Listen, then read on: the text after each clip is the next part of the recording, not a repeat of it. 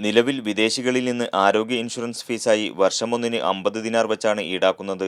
Insurance വഴി സർക്കാർ ആശുപത്രികളിലെ മിക്ക സേവനങ്ങളും സൗജന്യമായി വിദേശികൾക്കും ലഭ്യമാകുന്നുണ്ട്. എന്നാൽ ഇതുമൂലം രാജ്യത്തെ സ്വദേശികൾക്ക് ലഭ്യമാകുന്ന ആരോഗ്യ സേവനങ്ങൾ കുറയുന്നുവെന്ന് ചൂണ്ടിക്കാട്ടിയാണ് supreme council for planning and ഡെവലപ്മെന്റിനു കീഴിലെ നയരൂപീകരണ സമിതി വിദേശികൾക്കുള്ള ഇൻഷുറൻസ് സംവിധാനം നിർത്തലാക്കാൻ സർക്കാരിനോട് ശുപാർശ ചെയ്തത്.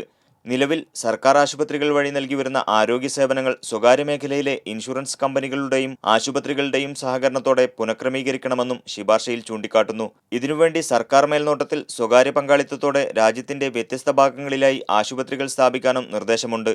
ഇതുവഴി രാജ്യത്തെ വിദേശികൾക്ക് മുഴുവൻ ആരോഗ്യ പരിരക്ഷ ലഭ്യമാകുമെങ്കിലും ഇത് നടപ്പാക്കുമ്പോൾ വാർഷിക നിരക്കായി ചുരുങ്ങിയത് 150 ദിനാറെങ്കിലും ഈടാക്കേണ്ടി വരുമെന്നാണ് കരുതപ്പെടുന്നത്.